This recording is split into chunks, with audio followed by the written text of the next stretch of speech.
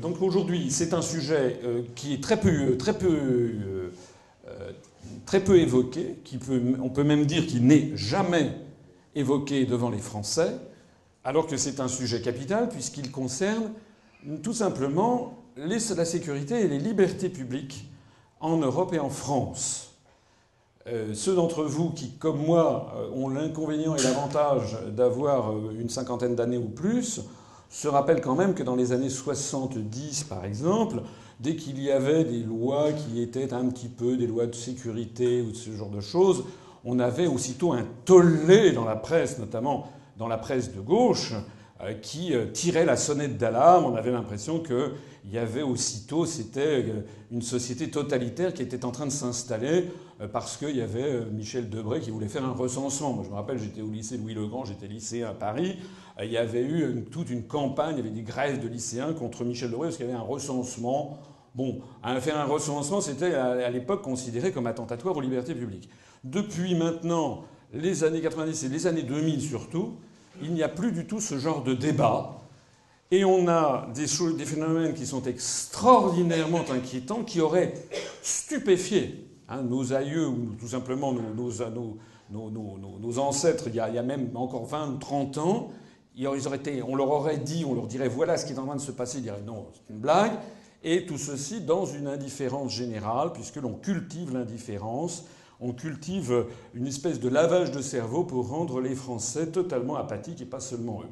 Donc c'est l'objet de cette conférence qui se veut un peu comme faire sonner le tocsin sur un autre aspect de la construction européenne qui est insuffisamment évoqué. Alors, le premier chapitre, c'est que je parlerai du génie des peuples d'Europe. Je ne suis pas, contrairement à ce que parfois on veut bien faire de moi, je ne suis pas quelqu'un qui suis fermé sur les cultures étrangères, bien au contraire. Je m'intéresse beaucoup aux cultures étrangères, je m'intéresse beaucoup aux cultures de l'Europe, aux cultures au pluriel. Vous vous rappelez que la nymphe Europe est ici enlevée par Jupiter qui est déguisé en taureau. C'est le symbole, vous savez que l'Europe, c'est un bout du continent asiatique, comme avait dit Paul Valéry, et que d'après les linguistes, l'étymologie de l'Europe vient de l'acadien, qui est une langue sumérienne, qui est le verbe, il y avait deux verbes, il y avait le verbe assou et le verbe erebu. Assou, c'était le lever, se lever, c'était le soleil qui se levait, et erebu, c'était le soleil qui se couchait. Donc ça a donné, assou a donné l'Asie, et erebu, le coucher. Donc l'Europe, l'Asie, c'est là où se lève le soleil, et le coucher, l'Asie, c'est là où se lève le soleil, l'Europe, c'est là où il se couche. On retrouve ça d'ailleurs dans le latin, l'Orient et Occident, oxydere, oxyre, c'est la même racine oxyre, c'est-à-dire tuer, mourir, que Occident. Voilà. Alors pourquoi je vous dis ça ? Parce qu'il y a eu un génie particulier des peuples d'Europe. Quel est ce génie ? C'est d'avoir eu l'audace, le courage au cours des siècles et des millénaires de remettre en cause les dogmes et de remettre en cause également le pouvoir pour assurer progressivement la liberté de ces peuples. Alors, sans vouloir vous infliger tout un cours d'histoire, je voudrais attirer votre attention sur un texte qui est insuffisamment connu des Français, qui est la Magna Carta Libertatum, qui a été écrite en 1215 et que l'on appelle la Grande Charte des libertés d'Angleterre. En 1215, c'est-à-dire à peu près au moment où règne Louis IX, Saint-Louis en France, eh bien, les Anglais imposent au roi cette Grande Charte des libertés qui garantit le droit à la liberté individuelle. Ça fait 8 siècles. C'est une innovation sans précédent dans l'histoire de toute l'humanité. On ne trouve nulle part ailleurs au monde, sur un continent, un texte de cette nature. Cette grande charte des libertés limite l'arbitraire royal. Cette grande charte des libertés établit en droit ce que l'on appelle en anglais l'habeas corpus, qui empêche notamment l'emprisonnement arbitraire. C'est au nom de l'habeas corpus que, par exemple, jusque dans les années 70 ou 80, au Royaume-Uni, les gens n'avaient pas de carte d'identité. C'était simplement, on considérait qu'ils étaient libres d'être eux-mêmes. J'insiste sur cet aspect des choses pour que vous allez mesurer à quel point on est sur un phénomène de rétrogradation terrifiant des libertés publiques qui ont été acquises au cours des siècles. Et puis cette grande charte des libertés d'Angleterre instituait le contrôle de l'impôt par le Grand Conseil du Royaume. Donc c'est la première fois que l'on a une volonté de limiter l'arbitraire royal, y compris dans le prélèvement des impôts. J'insiste là sur le fait, on aura l'occasion d'en parler notamment demain, les ponctions financières qui sont désormais faites sur les peuples d'Europe par l'intermédiaire de ces mécanismes auxquels personne ne comprend à peu près rien, c'est-à-dire le Fonds européen de solidarité financière, le mécanisme européen de solidarité, etc., sont des façons où l'on taxe, en particulier les Français, par exemple, de sommes qui sont colossales, dans la totale indifférence des populations, enfin plus exactement, on fait en sorte que les populations restent indifférentes et sans aucun contrôle de ces décisions. Il y a un deuxième texte dont je voudrais parler, qui est toujours un texte anglais, mais si je parle de ces textes anglais, c'est parce qu'ils ont la primauté par rapport aux autres. C'est la Bill of Rights de 1689, un siècle avant notre Révolution. C'est-à-dire que cette déclaration des droits définit les pouvoirs du Parlement d'Angleterre. Son avis est indispensable pour la suspension des lois, leur exécution, la levée d'un nouvel impôt royal, l'entretien d'une armée en temps de paix. Les droits fondamentaux des sujets anglais sont affirmés tels que le droit de pétition ou bien la liberté des élections à la Chambre des communes. Il s'agit encore d'un suffrage censitaire, c'est-à-dire que les femmes ne votent pas et parmi les hommes, seuls ceux qui ont un certain revenu peuvent voter. Donc il ne s'agit pas d'une démocratie avec un suffrage universel, c'est entendu, mais néanmoins c'est un progrès considérable. En 1689, je rappelle qu'en France, nous sommes sous la monarchie absolue de Louis XIV. L'article 10 de la Bill of Rights complète les dispositions judiciaires de l'habeas corpus en protégeant les accusés de cautions excessives et de peines cruelles. On est donc en train d'appliquer ce dicton qui va marquer beaucoup l'esprit de l'Europe occidentale. Vous savez, cette maxime qui dit « Il vaut mieux laisser courir un coupable que de condamner un innocent ». Donc c'est un point qui a beaucoup marqué la pensée, notamment à l'âge classique et au fur et à mesure qu'il y avait un progrès dans la civilisation et dans l'esprit humain. Cette déclaration des droits de 1689 est une formidable avancée pour la liberté d'expression puisque dès 1695, la liberté de la presse est garantie en Angleterre. Vous vous rappelez que Charles X, en 1830, a été chassé par une révolution en France puisqu'il était revenu sur la liberté de la presse qui avait été accordée sous pression anglaise d'ailleurs, en 1815, par la charte octroyée par Louis XVIII.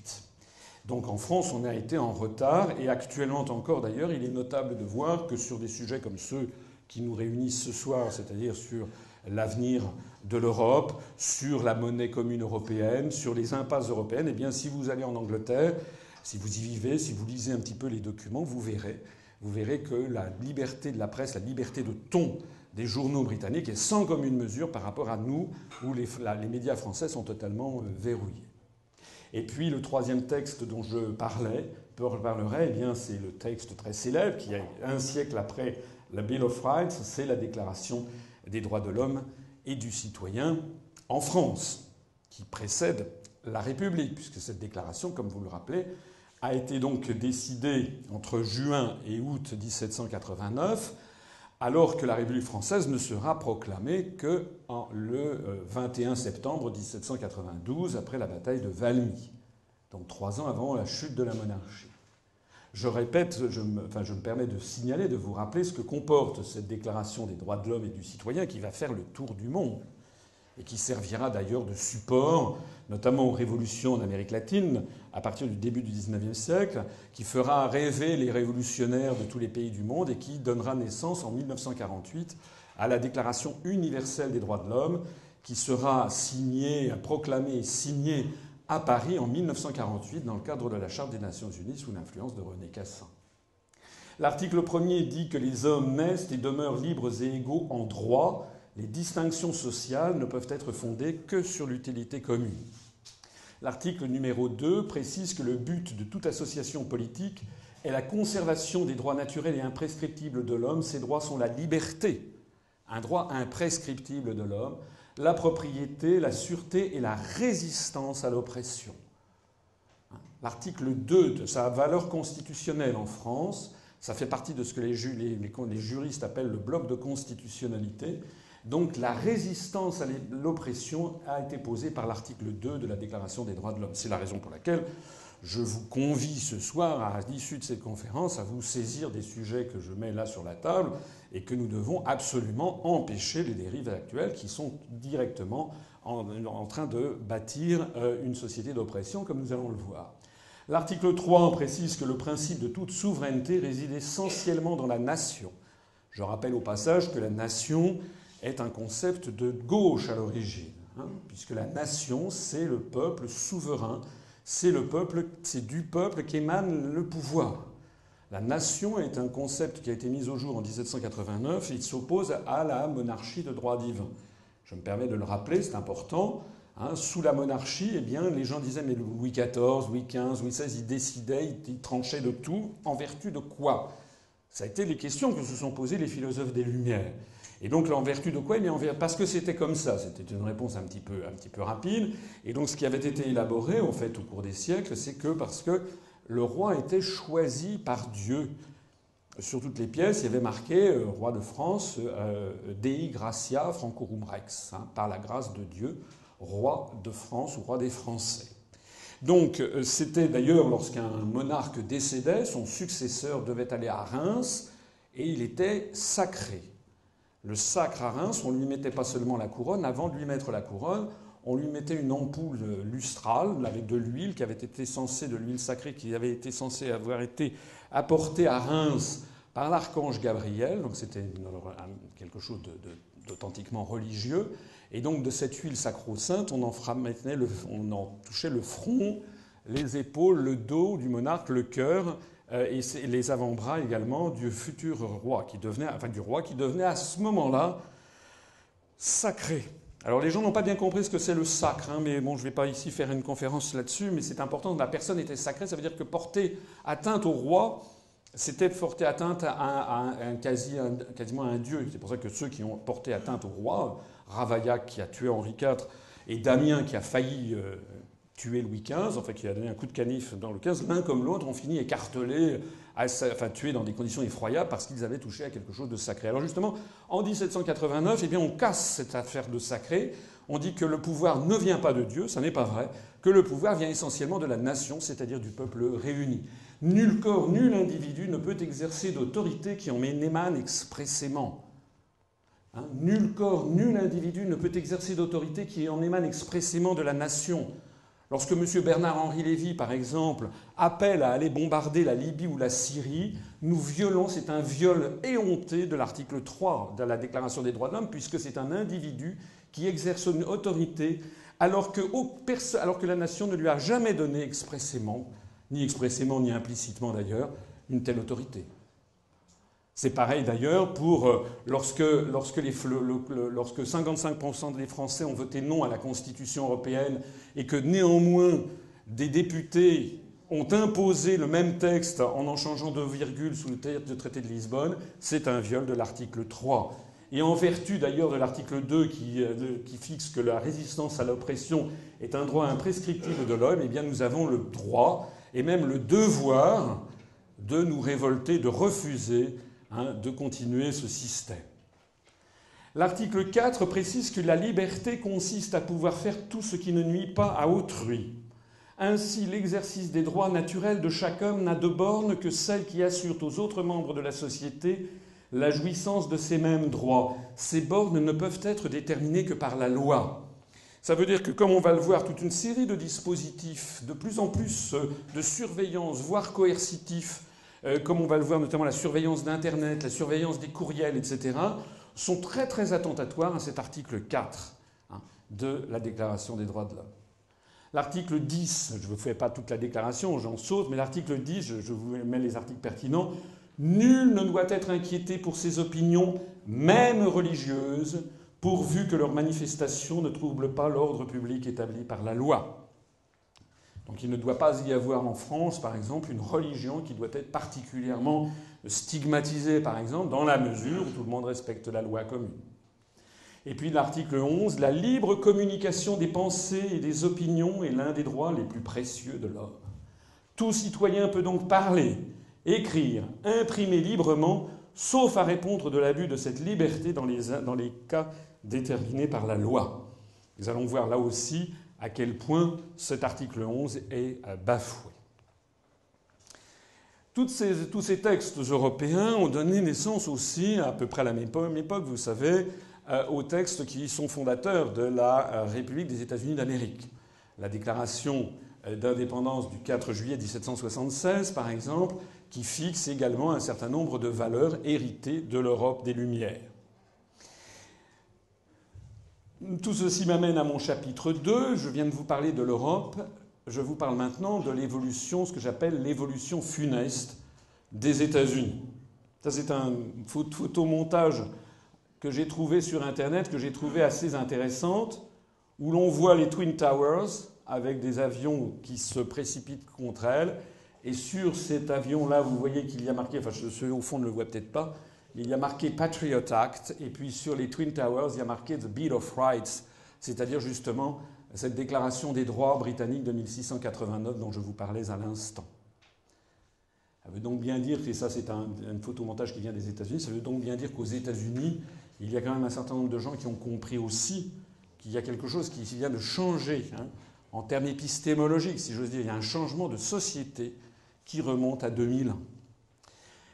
Dans les années 67-78, la législation américaine était devenue très protectrice des libertés individuelles. Elle l'avait souvent été, pas toujours.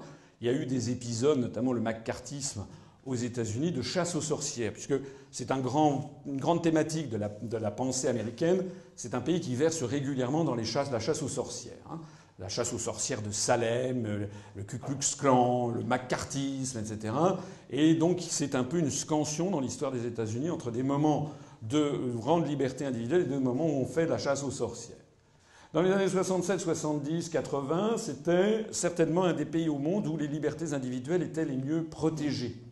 En 1967, la Cour suprême américaine, dans le jugement Katz contre United States, avait décidé que toute surveillance électronique par le gouvernement était illégale, à moins qu'elle entre dans un nombre très restreint d'exceptions que l'on retrouve dans la loi fédérale. Après le scandale du Watergate, vous savez, le scandale du Watergate, c'est-à-dire à partir en 1974, lorsque Nixon est obligé de démissionner parce qu'il a demandé, pendant sa campagne de réélection, à faire installer un système d'écoute du Parti démocrate américain dans un bâtiment qui s'appelle Watergate. Watergate, ça veut dire les écluses en anglais, mais c'est un bâtiment qui se trouve à Washington. Après le scandale du Watergate, le Congrès avait adopté en 1978, le Congrès américain avait adopté le Foreign Intelligence Surveillance Act qui encadrait les programmes de surveillance électronique à l'étranger. Cette loi stipulait que toute demande pour placer des individus sous écoute devait faire l'objet d'une déposition devant jury. Même pour une procédure d'exception, le ministre de la Justice, en personne, devait jurer sous serment que les communications à surveiller auraient lieu entre des puissances ou des organisations étrangères et qu'elles ne touchaient pas le citoyen américain. Tout ceci a volé en éclats à partir des attentats du 11 septembre 2001 qui ont tout remis en cause. Adopté au lendemain des attentats du 11 septembre, ce qui a été adopté, c'est le Patriot Act américain. Patriot Act qui donne aux agences fédérales des pouvoirs extraordinaires, d'une part pour perquisitionner des propriétés privées, pour saisir des documents confidentiels, pour mettre sous écoute les lignes téléphoniques. Tout ceci en contournant tous les protocoles judiciaires en vigueur. Le Patriot Act va à l'encontre du principe de l'équilibre des forces, qu'on appelle en américain check and balance, que l'on retrouve dans la Constitution américaine. Le Patriot Act comporte de nombreuses zones grises qui font en sorte qu'il devient difficile de tracer la frontière entre un simple citoyen et un terroriste. Si vous avez la malchance d'être allé chercher, par exemple, un document dans une bibliothèque qui portait sur Al-Qaïda, vous risquez très fort, vous avez presque à coup sûr la probabilité d'être fiché. Ce Patriot Act piétine l'une des plus anciennes traditions américaines qui est de préserver sa vie privée des regards indiscrets, de s'exprimer librement et de jouir des bienfaits de sa propriété sans crainte de la voir violée.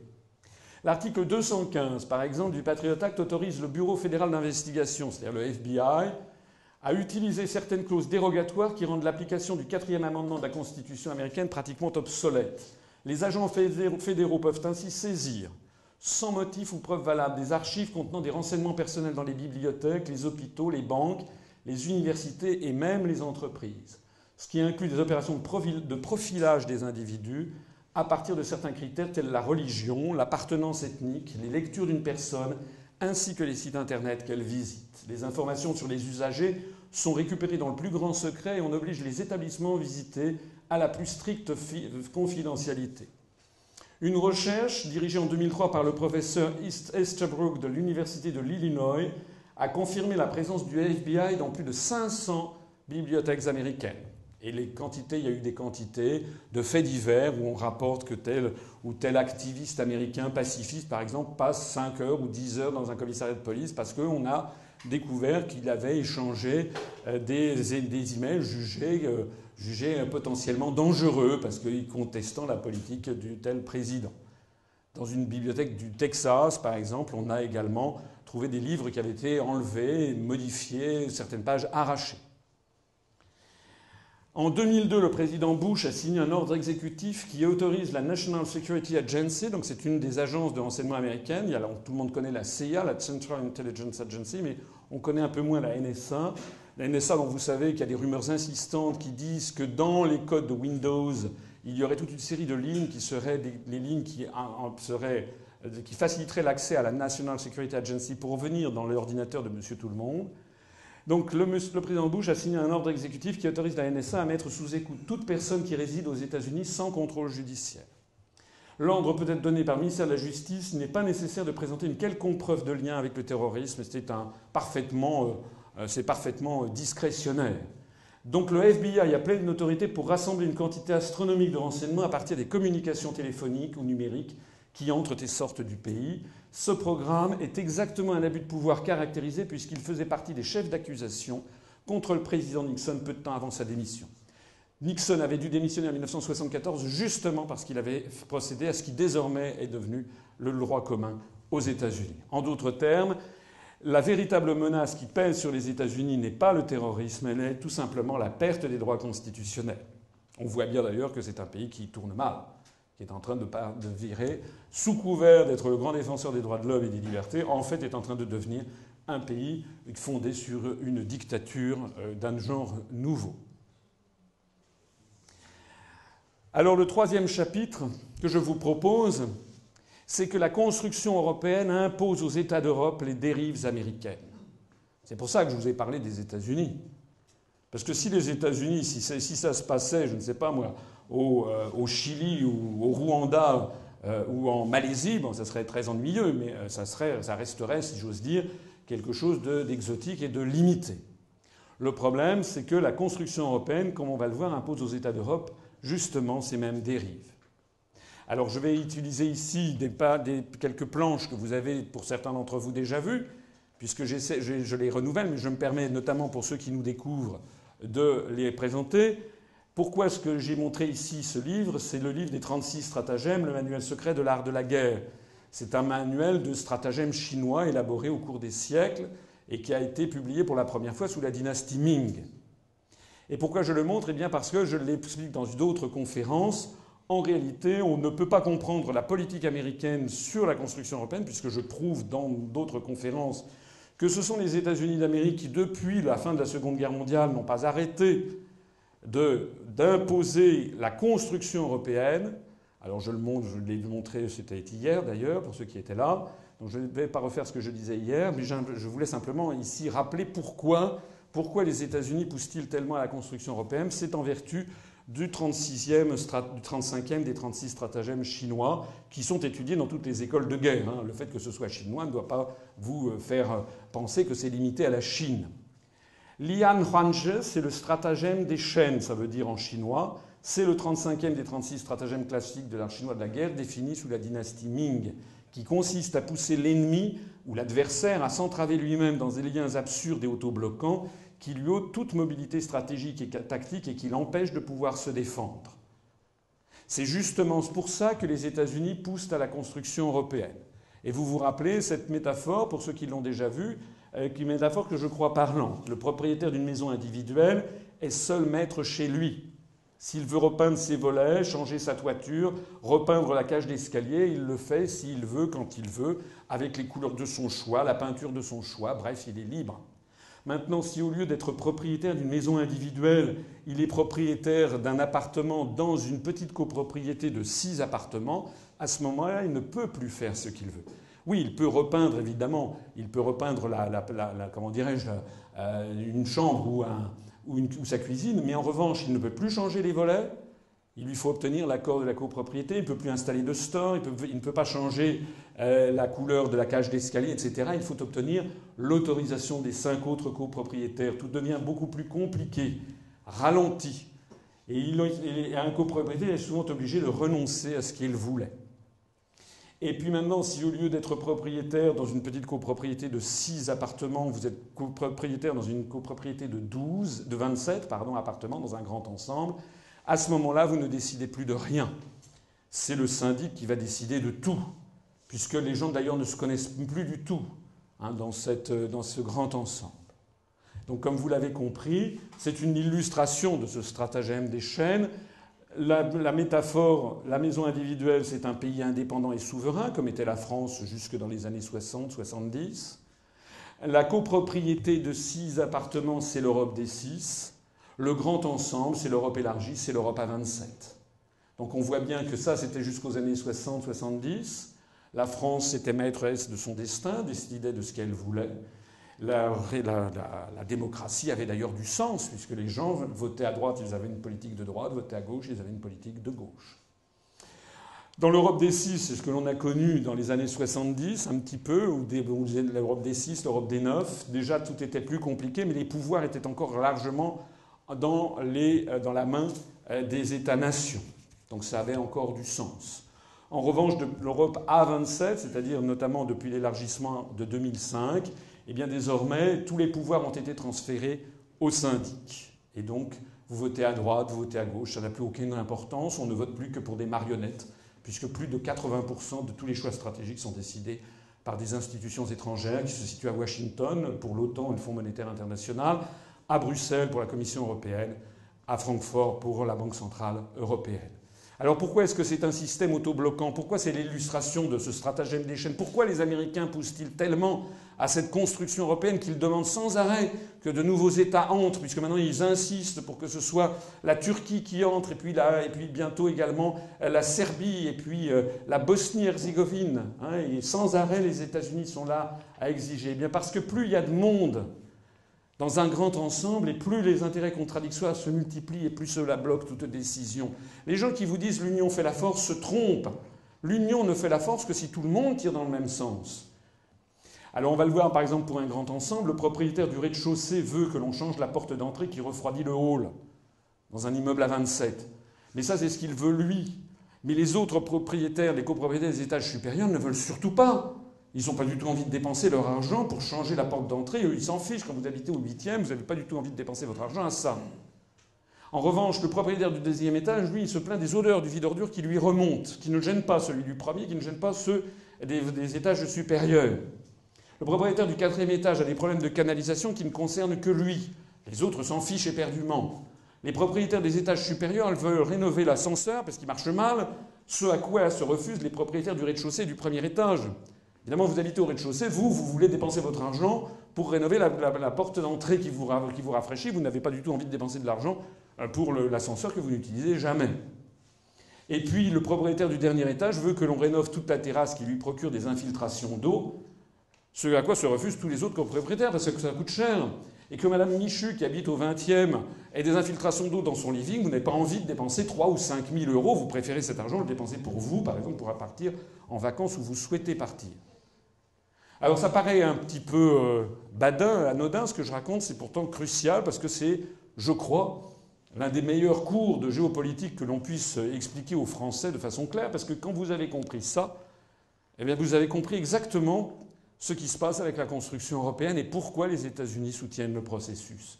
Vous remplacez, dans ce cas, vous savez, c'était le syndic extérieur à l'immeuble qui devait trancher, qui doit tout trancher et décider de tout. Eh bien, pour l'Europe, c'est pareil. Pour l'Europe à 27, c'est exactement pareil. La France, c'est comme le propriétaire du premier ou du rez-de-chaussée.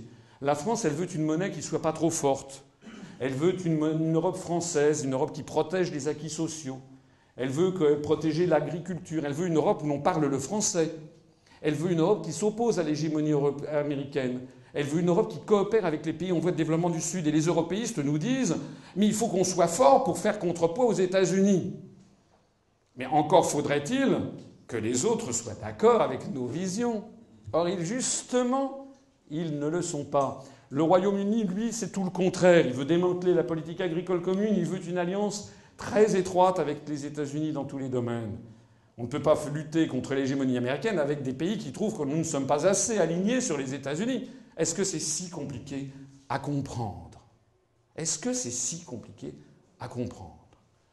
L'Allemagne veut une monnaie forte parce que depuis 1923, ils ne peuvent pas supporter d'avoir une banque centrale qui se désintègre et une monnaie qui se désintègre. On aura l'occasion d'en reparler demain soir pour ceux qui assisteront à la conférence de demain. L'Allemagne veut une alliance stratégique avec les États-Unis. Je l'ai exposé dans ma conférence d'hier. Vous vous rappelez das Deutsch-Amerikanische Bündnis für das 21. Jahrhundert qui a été signé en 2004 par le chancelier Gerhard Schröder avec le président George W. Bush et renouvelé par Mme Angela Merkel en 2006. L'Allemagne veut des liens très étroits avec l'Europe centrale. Tous les pays de l'Est, quant à eux, veulent une protection militaire américaine contre la menace russe. Ils refusent toute harmonisation sociale et fiscale avec les pays riches de l'Ouest pour mieux les concurrencer. Ils ne sont entrés dans l'Union européenne que justement pour bénéficier de cette manne. Donc l'idée, par exemple, d'harmoniser la fiscalité ou les conditions sociales au sein de l'Europe, c'est ce que disent les Français. Mais tous les pays de l'Est préféreraient se faire arracher les yeux plutôt que de l'accepter, puisqu'ils ne sont entrés justement que pour bénéficier du décalage. Et puis le Luxembourg refuse la lutte contre les paradis fiscaux, puisque c'est ce qui l'enrichit. Et puis Malte, Chypre et la Grèce ne veulent pas de mesures trop contraignantes contre la pollution maritime, par exemple, puisque ce sont les pays où sont installés les plus grands armateurs de navires. Alors même s'ils ont des navires qui ont des pavillons de complaisance aux Bahamas, au Panama, au Libéria ou au Vanuatu, il n'en demeure pas moins qu'ils refusent des mesures contraignantes. Ils se fichent éperdument lorsqu'il y a des naufrages avec des marées noires dans la Manche. Ça ne les concerne pas. Ça ne concerne pas Malte, Chypre et la Grèce. Donc vous avez exactement le même phénomène que je disais à l'instant pour le grand ensemble, et c'est donc un syndic extérieur à l'Europe à 27 qui va donc décider de tout. Comme on est dans une situation de blocage continuel, ceux qui vont décider, ce sont les forces qui ont l'autorité, la puissance fédératrice et la puissance de lobbying à Bruxelles pour imposer les solutions. C'est la raison pour laquelle ce phénomène, ce stratagème des chaînes, donne également tout pouvoir aux forces euro-atlantistes pour démanteler nos libertés publiques dans tous les pays d'Europe à la fois. Parce que ça n'est pas les Français qui le veulent, c'est par solidarité européenne et parce que l'Europe est complètement dans la main des États-Unis, pour les raisons que j'explique notamment, dont vous l'avez vu dans la conférence d'hier soir, que nous sommes entraînés de façon fatale vers une remise en cause de nos libertés publiques. Il suffit d'ailleurs de voir la chronologie des événements. C'est bien depuis qu'il y a eu le Patriot Act américain que les pays d'Europe sont lancés dans une course au démantèlement. Alors on va voir justement quels sont ces démantèlements. On va prendre un premier exemple qui est l'exemple de ACTA. ACTA, comme vous le savez, c'est un traité d'anti-contrefaçon. Anti-contrefaçon qui a été appelé ACTA. Ce n'est pas un accord commercial classique qui réglementerait uniquement les droits de douane et certaines normes de sécurité. ACTA vise avant tout à protéger les droits de la propriété intellectuelle. Il obligera les fournisseurs d'accès Internet à rendre inaccessibles certains sites sur simple demande par des parties privées hors contrôle d'un juge. Mais, traitant de la même façon les marques, le droit d'auteur et les brevets, l'accord menace les droits et les libertés des citoyens. En favorisant la privatisation des biens et des connaissances, ACTA renforce le pouvoir du secteur privé face aux citoyens. ACTA largement poussé dans les couloirs de Bruxelles par tous les lobbies euro-atlantistes. Accès aux médicaments, partage des connaissances, accès à la culture et à l'enseignement, logiciels libres, avenir de notre agriculture et de notre indépendance alimentaire, c'est l'ensemble des domaines de la vie et de la connaissance qui sont touchés par ce traité. Et au prétexte de lutter davantage contre la contrefaçon, ACTA s'attaque directement aux libertés quotidiennes de tous. Ce qu'il faut bien comprendre, c'est vraiment capital de le comprendre, c'est que la construction européenne est justement ce qui permet cela. C'est justement ce qui permet ACTA. Pourquoi ? L'ACTA ne pourrait jamais être avalisé dans toute l'Europe sans la construction européenne pour 3 raisons. Première raison, même avec une majorité en sa faveur, par exemple au Parlement français, la démocratie en France est encore suffisamment vivante pour rejeter après examen un texte aussi manifestement contraire aux principes républicains. De la même façon que si en France, s'il n'y avait pas de Commission européenne, il n'y aurait pas d'OGM en France. Puisqu'il y a 85% des Français qui sont contre les OGM. Aucun député n'aurait osé, retournant dans sa circonscription, affronter le regard et les critiques de ses administrés. Donc l'UMP, le MoDem, le PS, etc. auraient tous été contre les OGM parce que 85% des Français étaient contre. Mais pourquoi a-t-on des OGM? Mais parce que les députés disent « Ah ben ça n'est pas nous, c'est l'Europe ». Ce qui est le cas d'ailleurs. Donc c'est le même phénomène. Si c'était ACTA, si les députés français devaient rendre compte aux Français de ce qu'est ACTA, de cette espèce de privatisation générale et de surveillance pour des intérêts privés d'Internet, eh bien, ça n'aurait pas lieu. Alors que là, c'est justement parce qu'il y a une pression européenne. C'est d'ailleurs l'avis d'un député socialiste européen, Stavros Lambrinidis, qui disait il n'y a pas très longtemps, ACTA est une tentative de blanchiment, comme on parle de blanchiment, vous savez, d'argent sale, au niveau international d'un texte qu'il serait très difficile de faire adapter par n'importe quel parlement. J'expliquais hier que la construction européenne, pour la première fois dans l'histoire de l'humanité, c'est un concept extraordinaire, puisque pour la première fois, on impose une dictature qui ne dit pas son nom, et cette dictature s'impose par l'ennui et l'indifférence des concitoyens. C'est tellement emmerdant de parler de l'Europe. Vous êtes vraiment, encore une fois, comme hier, je suis saisi par le fait que des gens acceptent, alors qu'il fait beau, de venir écouter parler de ça. C'est tellement ennuyeux, les questions européennes, que 98% des Français débranchent. Si vous êtes avec des amis, vous commencez à parler de l'Europe, au bout de 3 minutes, ils vous diront « Bon, t'as pas un autre sujet, quand même. » Bon. Mais c'est justement là, mais c'est très fort. Pendant 2500 ans, les dictateurs s'imposaient par la force, par le culte de la personnalité, etc. Là, c'est tout à fait autre chose. C'est une dictature anonyme, lointaine, incompréhensible, qui par ailleurs se prévaut d'être un paradigme de la liberté et des droits de l'homme, en plus. Et donc les Français sont désintéressés. Ils ont le sentiment que ça ne les concerne pas. C'est quand même un peu en train de changer, parce que notamment après 2005, les Français se sont rendus compte qu'ils avaient voté non et que on leur a imposé quand même. C'est une forfaiture politique et morale qui s'est passée à cette occasion. Donc un nombre quand même de Français de plus en plus important, heureusement, commence à se douter qu'il y a un petit problème quelque part. Mais néanmoins, ce que je dis là est la première raison qui permet ACTA. La deuxième raison, c'est que même si d'aventure une majorité avait été capable d'imposer au niveau national un texte de cette nature, une autre pourrait le défaire. Imaginons que M. Sarkozy et sa majorité aient imposé un texte de type ACTA, eh bien une autre majorité, par exemple socialiste, aurait pu être élue justement sur le démantèlement de ça. Alors que maintenant la Commission est si puissante au niveau de l'Union européenne, les blocages sont tellement innombrables, la remise en cause de textes qui ont été avalisés est pratiquement impossible, que toute remise en cause future de l'ACTA sera bloquée. Il y a un système terrible avec cette construction européenne qui est le fait qu'on ne fait pratiquement pas de retour en arrière. En plus, c'est contraire au dogme européiste. Vous savez ce qui est inscrit depuis le traité de Rome, cette formule sacramentelle que l'on trouve dans le préambule, qui est une union sans cesse plus étroite. Et puis la troisième raison, c'est que même si un pays de l'Union européenne adoptait l'ACTA, dans le cadre de procédures nationales, donc démocratiques, cela ne contraindrait en aucun cas les 26 autres à l'adopter. Tandis que désormais, en offrant un guichet unique, si l'on peut dire, à tous les lobbies industriels, économiques, militaires, financiers, d'origine notamment outre-Atlantique, eh bien l'Union européenne décuple l'efficacité du lobbying à Bruxelles. Désormais, c'est le phénomène impérial qui se produit.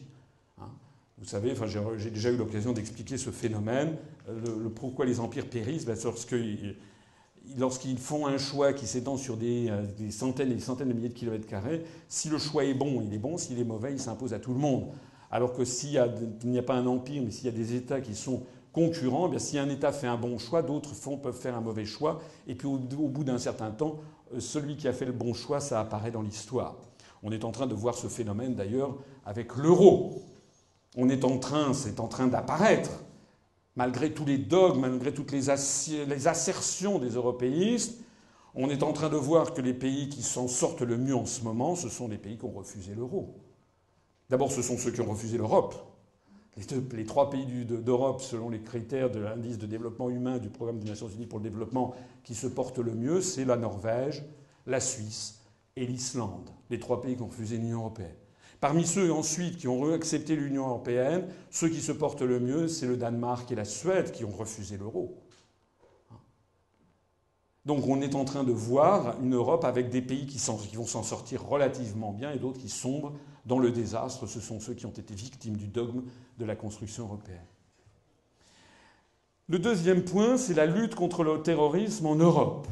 Parce que donc c'est par percolation, par mimétisme, si l'on peut dire, du Patriot Act, que désormais l'Europe s'est lancée à son tour dans la lutte contre le terrorisme.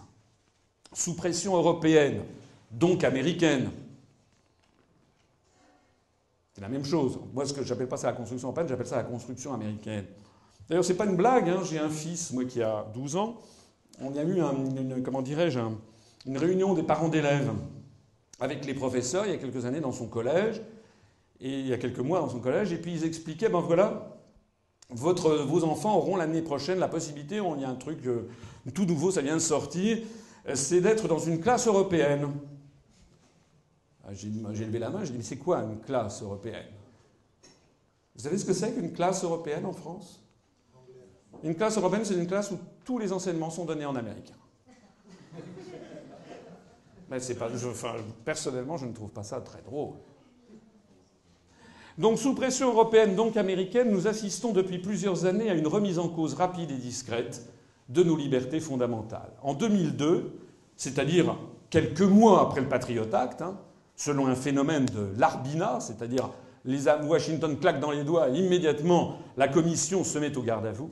En 2002, l'Union européenne a copié l'administration américaine en produisant une directive qui incite les États membres à rapprocher leur législation, toujours ce fantasme d'uniformisation, parce que quand on écrira toute cette histoire dans 150 ans, les gens riront jaune probablement, mais riront de voir que la Commission européenne n'a à la bouche que la concurrence pure et parfaite. Il y a même un commissaire à la concurrence qui veut lutter contre tous les monopoles, sauf que la construction européenne en elle-même est une dénonciation de toute la concurrence.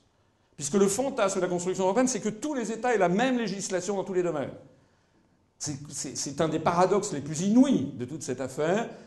C'est d'avoir une construction qui prétend favoriser la concurrence et qui, en réalité, combat toute concurrence entre les États, entre les régimes sociaux, politiques, entre les différentes solutions étatiques. Donc, on établit des règles communes pour lutter contre la menace terroriste. Cette décision a généralisé les mesures d'exception et transformé le paysage urbain et le code pénal. Dans les pays de l'Union européenne, la guerre contre le terrorisme présente plusieurs particularités. C'est une guerre à durée indéterminée contre un ennemi inconnu. On ne sait pas qui est l'ennemi, on ne le voit pas, il n'en est que d'autant plus menaçant.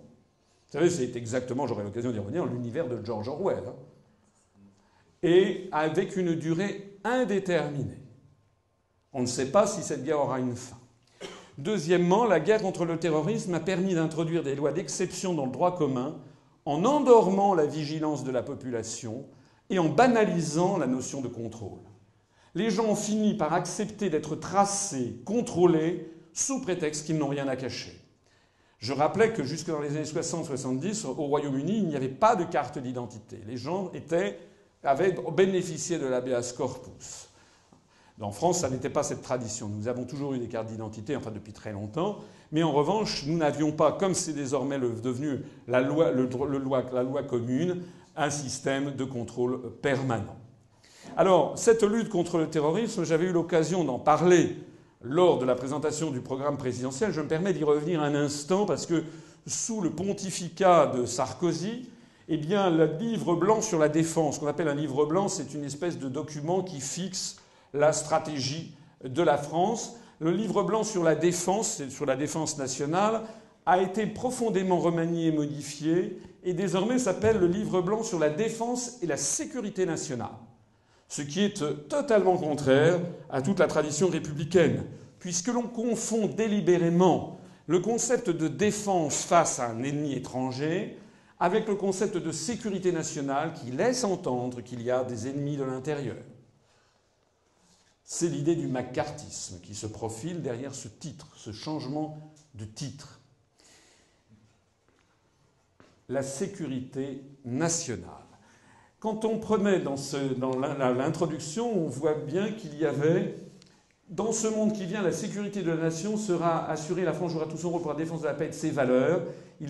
C'était bien une volonté délibérée de Nicolas Sarkozy, du président de la République, de confondre désormais la défense nationale et la sécurité nationale, alors que pour des républicains, on fait la différence entre la défense nationale qui dépend de l'armée et la sécurité publique qui dépend de la police et de la gendarmerie. Dans les grandes lignes du livre blanc avait fait l'objet d'un résumé dont j'avais fait fort opportunément d'ailleurs le scan. Et voilà ce qu'on trouvait à l'époque en ligne. Et voici dans le premier chapitre des grandes lignes du livre blanc le résumé, le premier paragraphe. C'est-à-dire la menace numéro 1 qui était mise en œuvre, qui était mise en valeur par ce livre officiel. La France et l'Europe sont dans une situation de plus grande vulnérabilité directe. Le terrorisme se réclamant du djihadisme les vise explicitement. C'est-à-dire que dans ce document officiel fixant la doctrine de la France en matière de défense, on considérait que la France et l'Europe avaient d'abord les mêmes intérêts, souffraient des mêmes menaces, et que le premier danger qui était signalé, c'était le terrorisme se réclamant du djihadisme. C'est la première fois que je sache, dans l'histoire de notre pensée stratégique, que l'on nommait directement un ennemi. La grande tradition stratégique, en tout cas sous Charles de Gaulle, c'est que la France avait son territoire sanctuarisé par l'arme nucléaire. Et donc certes, évidemment, dans les plans de bataille qui pouvaient être préparés au ministère de la Défense, on envisageait davantage une attaque du pacte de Varsovie qu'autre chose, mais il n'en demeure pas moins que c'était ce qu'on appelait une défense erga omnes, c'est-à-dire tous azimuts. Il n'y avait pas d'ennemi déclaré de la France. Nous indiquions simplement à toutes les forces qui voulaient s'attaquer à notre pays qu'elles seraient châtiées de la même façon. Alors que désormais, nous avons un ennemi direct, donc que nous partageons avec l'Europe, c'est le terrorisme djihadiste, c'est-à-dire le terrorisme musulman. Et j'avais fait remarquer à l'époque que c'était tout simplement faux. C'était un mensonge. C'est un mensonge qui avait d'ailleurs été discrètement révélé par le journal Libération le 27 juillet 2011 à l'occasion de la publication du rapport Europol, c'est-à-dire de toutes les polices européennes, sur le bilan des actes terroristes au cours des 5 années 2006-2010, bilan qui a été totalement étouffé. D'après ce bilan que je me suis procuré d'ailleurs de Europol et aussi de la police nationale, on avait les statistiques suivantes. Ça, c'était les personnes suspectées d'attaques terroristes dans l'Union européenne au cours de la période 2006-2010. Sur tous les actes commis au sein de l'Union européenne, pendant ces 5 années, ce qui avait été annoncé comme des coupables probables, les personnes suspectées, celles dont on avait parlé tout de suite dans la presse notamment, il y en avait 2,7% qui concernaient l'extrême droite, 7,8% l'extrême gauche, 62% les séparatistes régionaux, 2,1% les divers, c'est-à-dire là les phénomènes mafieux, et 25,4% qui concernaient les islamistes. Ce que révélait le rapport Europol sur les 5 années 2006-2010 de toutes les polices européennes, c'est qu'après avoir mené enquête, après avoir élucidé ces affaires de terrorisme, on arrivait au résultat suivant. L'extrême droite qui avait été soupçonnée dans 2,7% des cas, en réalité c'était 0% des cas. L'extrême gauche qui avait été soupçonnée dans 7,8% des cas, c'était en réalité 9,2% des cas. Les séparatistes régionaux qui avaient été soupçonnés dans 62% des cas, c'était en réalité 85,1% des cas. Les divers qui avaient été soupçonnés dans 2,1% des cas, c'était en réalité 4,6% des cas. Et le terrorisme islamiste, le terrorisme djihadiste, que notre livre blanc de la défense fixait comme danger numéro 1 pour la France et l'Europe, c'était 0,4% des cas après les affaires élucidées. Et le rapport de la police nationale française, justement, pour les 5 mêmes années, donnait les résultats suivants. Les suspects avant élucidation, 0,3% pour l'extrême droite, 4% pour l'extrême gauche, 69,2% pour les séparatistes régionaux, 0,4% pour les divers et 26,1% pour les islamistes. Après élucidation, on avait les chiffres suivants, toujours selon les calculs officiels de la police nationale française. L'extrême droite, qui avait été soupçonnée dans 0,3% des cas, c'était 0% des cas. L'extrême gauche, dans 4%, c'était 0% des cas. Les séparatistes régionaux, dans 69,2%, c'était 95,4% des cas. Les divers, au lieu de 0,4, c'était 4,6% des cas dans les phénomènes mafieux. Et les islamistes qui avaient été soupçonnés plus d'une fois sur 4 à chaque fois qu'il y avait un attentat en France, c'était non pas 26,1%, mais 0,0% des cas. C'est-à-dire que nous avions affaire tout simplement à un faux. Et quand j'ai annoncé ça le 3 décembre dernier d'ailleurs, il y a eu un petit pataquès, puisque dans les 3 jours qui ont suivi, le document dont j'ai fait la saisie d'écran qui était en ligne sur le site du ministère de la Défense a été retiré. Ils ont mis un nouveau résumé où ils ont viré d'ailleurs ce sujet. Ce qui est quand même inouï, ce qui prouve au passage, et je remercie d'ailleurs les services de renseignement français, que je suis suivi. J'ai eu noté aussi d'ailleurs que pendant la campagne présidentielle, M. Mélenchon s'est emparé de cette... Et pour faire lors d'un discours, il a fait exactement, il a repris ces données. En attendant, vous voyez donc que l'on fixe, qu'on est en train de ruiner les libertés publiques en France parce que nous sommes menacés de terrorisme djihadiste alors qu'au cours des 5 années 2006-2010, il y en a eu 0%. Au cours des 5 dernières années, 100% des nombreuses attaques terroristes en France ont été dues à des mouvements séparatistes. Pour la quasi-totalité d'entre eux, 95,4%. Le reste, eh bien, ce sont des attentats mafieux. Dans le 4,6%, c'est tout simplement du racket, de boîte de nuit qui ne paye pas le racket. Le terrorisme se réclamant du djihadisme, qui figure comme l'une des principales menaces contre la France dès le premier paragraphe du résumé des livres blancs de la défense et de la sécurité nationale, a représenté 0%. Vous avez entendu parler cette année de cette affaire Mera, qui a rebondi, affaire bien mystérieuse. Il y a quelques jours, le 12 juin, on a eu des rebondissements dans cette affaire Mera, qui tendait à dire « Ah bah tiens, pour une fois, on avait quand même eu notre acte de terrorisme djihadiste ». Eh bien, vous avez vu, ça a été publié sur BFM TV. Ce sont les échanges de Mohamed Merah dans les toutes dernières heures avant qu'il soit descendu par la police. Il y a eu un échange entre lui et un certain Zouared, qui s'était révélé être un officier des services secrets français. Et Mohamed Merah disant « C'est toi qui m'as mis dans cette histoire et cette galère. Rappelle-toi, c'est toi qui m'as envoyé en Irak, au Pakistan, en Syrie, pour aider les musulmans. Et après, je découvre que tu es à la solde des services français, que tu es un criminel et que tu es un officier des services sale traître. Réponse, ce qui est passé, c'est arrivé maintenant. Il faut que je te sauve la vie et te sortir de cette affaire. Rends-toi ou tu me laisses entrer et je récupère tes armes. » Donc il y a beaucoup de choses à dire sur cette affaire Merah, qui probablement est encore amené à avoir un certain nombre de rebondissements.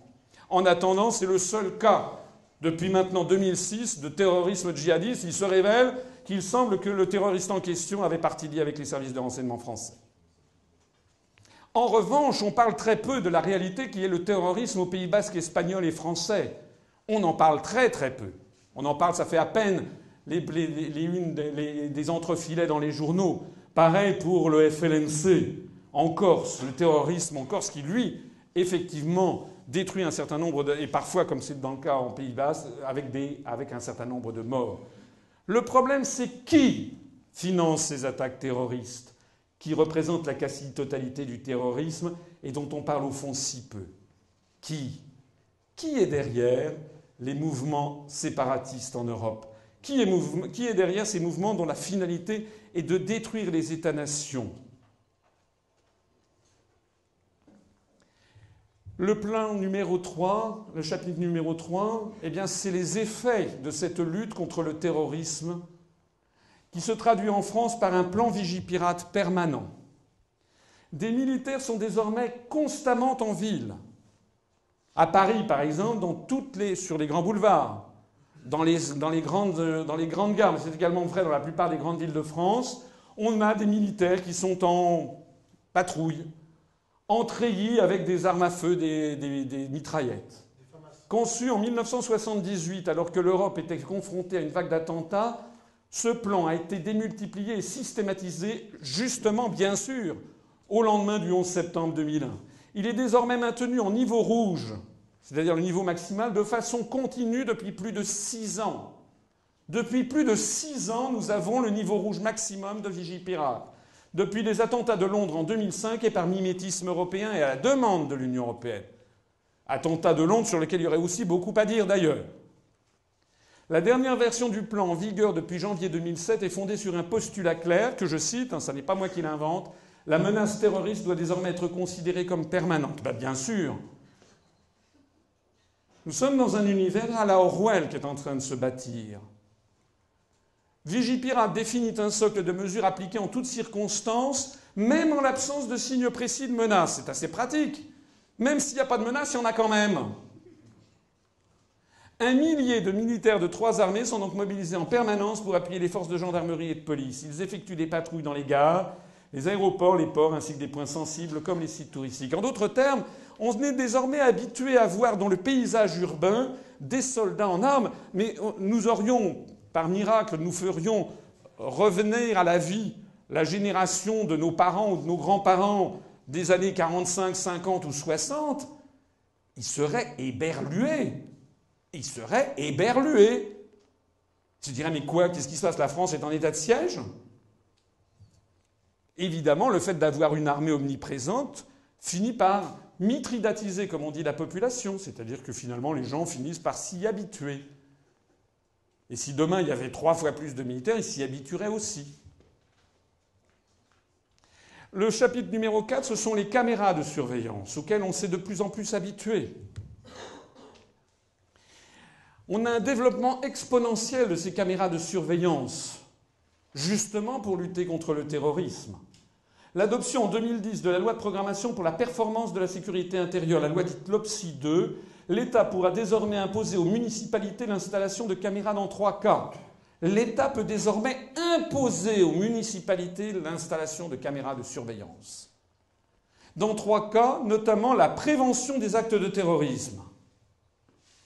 Puisqu'on a vu qu'il y a du terrorisme même en l'absence de menaces, c'était le précédent truc.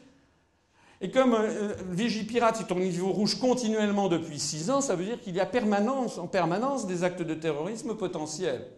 Donc l'État peut demander à n'importe quelle municipalité d'installer des caméras de surveillance. Ça peut être aussi dans les sites d'importance vitale ou les intérêts fondamentaux de la nation. Vous voyez que ce sont des formulations extrêmement générales. Les sites d'importance vitale, les intérêts fondamentaux de la nation. Dès que vous avez une galerie marchande où il y a des milliers de personnes qui viennent faire leurs courses de Noël, par exemple, il y a évidemment un risque de terrorisme, que ce soit à Romorantin, à Quimper, à Aurillac, il y a un risque de terrorisme, pourquoi pas? Et donc, il faut m'installer des caméras de surveillance. L'État a décidé de multiplier par 3 le nombre de caméras qui sont passées en 2 ans de 20 000 à 60 000 à la fin 2011. 60 000 à la fin 2011, dont 1 millier à Paris. 60 000, ça veut dire que désormais en France, il y a une caméra de surveillance pour 1000 habitants. Qui l'eût cru, on aurait dit ça il y a encore 10 ans, les gens auraient rigolé. Mais qui nous dit que dans 10 ans, ça ne sera pas une caméra de surveillance pour 50 habitants? Et dans 20 ans, une caméra de surveillance par habitant? Voici la carte actuelle des caméras de surveillance dans la ville de Paris intramuros. Voici ce que ça donne, par exemple, pour le 11e arrondissement. À chaque point rouge, c'est une caméra de surveillance. Je ne sais pas si vous vous rendez compte. Est-ce que vous vous rendez compte? C'est pas le point 9, c'est le point 5, c'est le mandat d'arrêt européen. Le mandat d'arrêt européen, pour construire l'Europe et pour lutter contre le terrorisme, il faut faire fi de tous les acquis juridiques des siècles antérieurs. Le 11 juin 2002, une décision cadre de l'Union européenne a instauré le mandat d'arrêt européen qui a été transcrit en droit français en 2004. C'est donc bien, vous voyez, le 11 juin 2002, c'est-à-dire 1 an, même pas 1 an après l'adoption du Patriot Act aux États-Unis, que sur décision européenne, par l'Union européenne, il a donc été décidé, la France a été obligée, le couteau sous la gorge, à transcrire en droit français les notions de mandat d'arrêt européen. Ça veut donc dire quoi? Ça veut dire que ce mandat remplace la procédure traditionnelle d'extradition en imposant à chaque autorité judiciaire nationale d'accepter sans discussion la demande de remise d'une personne formulée par l'autorité judiciaire d'un autre État membre. On postule que tous les États membres de l'Union européenne ont les mêmes qualités juridiques, ont les mêmes valeurs, ont les mêmes scrupules démocratiques que la France, et réciproquement dans chaque pays. L'objectif affiché est la construction d'un espace dit de liberté, de sécurité et de justice. C'est un univers orwellien, là aussi. Vous savez, dans 1984 de George Orwell, la guerre c'est la paix. La liberté, c'est l'esclavage, et réciproquement. Donc plus on met sous surveillance la société, les sociétés des pays d'Europe de l'Ouest, et plus on dit que c'est dans le cadre pour assurer leur liberté. Le cynisme est total. Et donc cette construction d'un espace de liberté au sein de l'Union européenne à travers une procédure plus simple, plus efficace et plus rapide, bien entendu. Mais loin d'unifier le droit au niveau de l'Europe, le mandat d'arrêt européen étant au contraire à toute l'Union européenne le champ d'application des procédures d'exception et des lois liberticides spécifiques à chaque État membre. Ben oui, si par exemple vous avez l'Espagne qui émet des lois exorbitantes du droit commun, par exemple contre tel ou tel terroriste de l'ETA, ils peuvent très bien le faire. Mais ça peut être tout à fait des lois qui sont totalement contraires à certains principes fondamentaux du droit en France, ou bien aux Pays-Bas, ou au Luxembourg, ou je ne sais pas où. Désormais, on est obligé de se plier sur le moins-disant démocratique. Alors j'ai pris l'exemple de nos amis espagnols, mais on aurait pu prendre l'exemple, par exemple, de l'Estonie ou de la Lettonie. Je rappelle, par exemple, qu'en Estonie ou en Lettonie, ce sont des pays où actuellement on commémore officiellement les Waffen-SS. Tous les ans.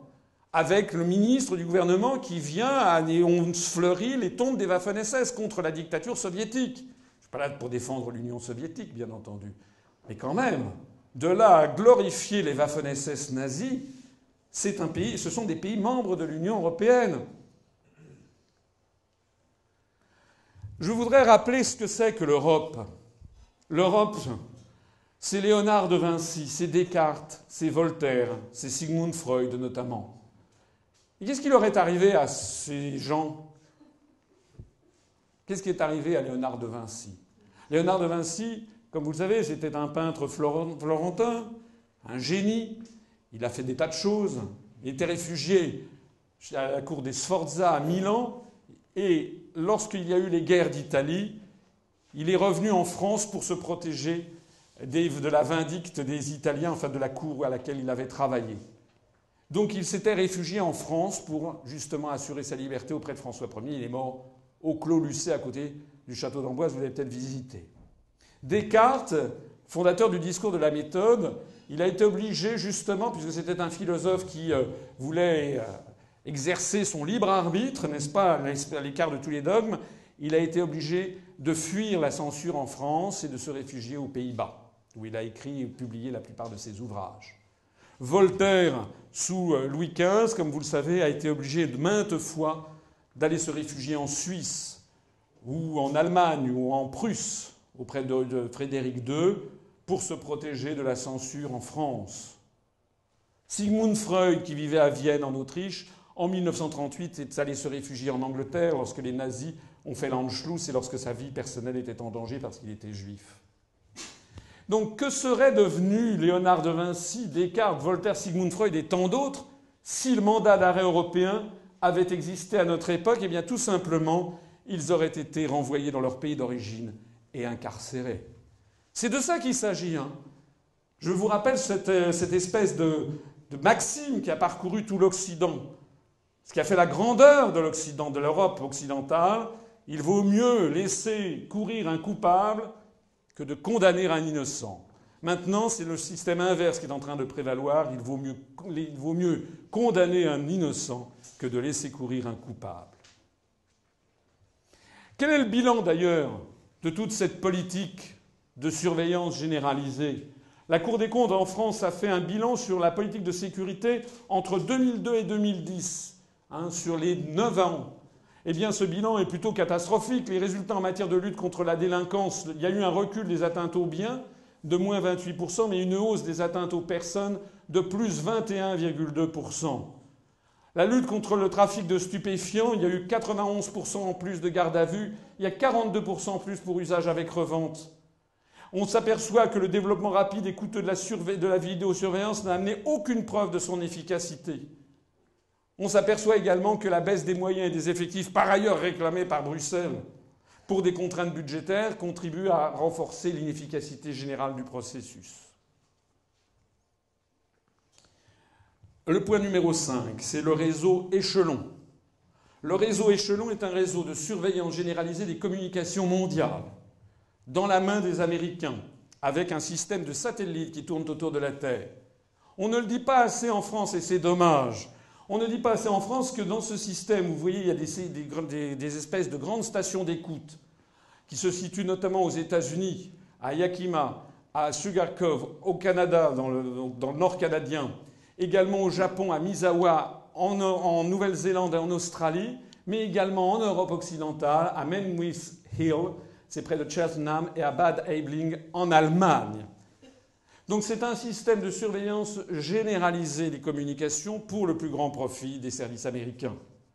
Ça veut dire en particulier que les stations d'interception du réseau Echelon situées à Menwith Hill au Royaume-Uni sont là pour écouter en particulier les communications émanant de France pour l'intérêt des Américains. On a perdu, je le sais en connaissance de cause, puisqu'il se trouve que j'étais à l'époque au cabinet du ministre de l'Industrie et du Commerce extérieur.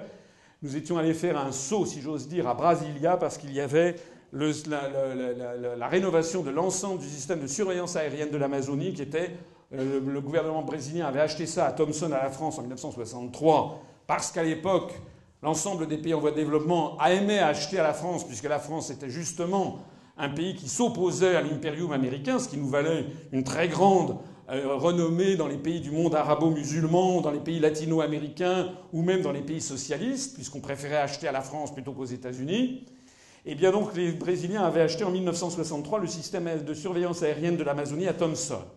Dans les années 1994-95, le système avait vieilli, il y avait 22 ans qui avaient passé, donc il fallait le renouveler avec des techniques beaucoup plus en pointe, notamment de surveillance électronique, très important parce qu'il y avait non seulement la surveillance aérienne, mais également les petits avions qui font du narcotrafic dans toute cette région.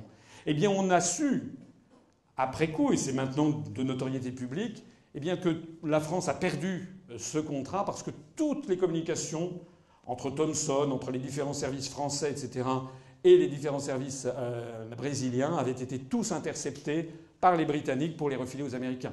C'est ce qu'on appelle la solidarité européenne, les enfants. Vous savez, il faut faire l'union, pour l'union fait la force. Les Allemands et les Anglais surveillent en particulier, pas seulement nous, bien entendu, mais toutes les communications qui émanent de France pour le compte des Américains. Il faut le savoir. C'est pour ça que ceux qui me disent « mais il faut faire une autre Europe », vous avez affaire avec qui? Parce que pour les Anglais ils préfèrent les Américains aux Français. Et les Allemands aussi. Comme ça. Point numéro 6, la surveillance d'Internet. La surveillance d'Internet. Internet est sous surveillance. En 2009, la France a procédé à 514 813 demandes d'accès au log. C'est-à-dire savoir qui a téléphoné ou envoyé un mail à qui, quand, d'où, pendant combien de temps. Et tout ceci, ce sont des demandes qui sont formulées et qui sont conservées par les opérateurs de téléphonie et les fournisseurs d'accès à Internet, les FAI. La volonté de surveiller les internautes a découlé des attentats du 11 septembre et pour suivre les recommandations européennes. Toujours. Le 15 novembre 2001, le gouvernement Jospin, c'est vraiment pas le clivage droite-gauche, hein. Ceux qui en sont encore restés au clivage droite-gauche sont ceux qui regardent TF1. Le 15 novembre 2001, le gouvernement Jospin a obligé les fournisseurs d'accès à Internet à stocker pendant 1 an les logs, justement. Par souci de suivre et de pister de façon policière suite aux attentats du 11 septembre. Je rappelle d'ailleurs que les attentats du 11 septembre ne concernent pas la France.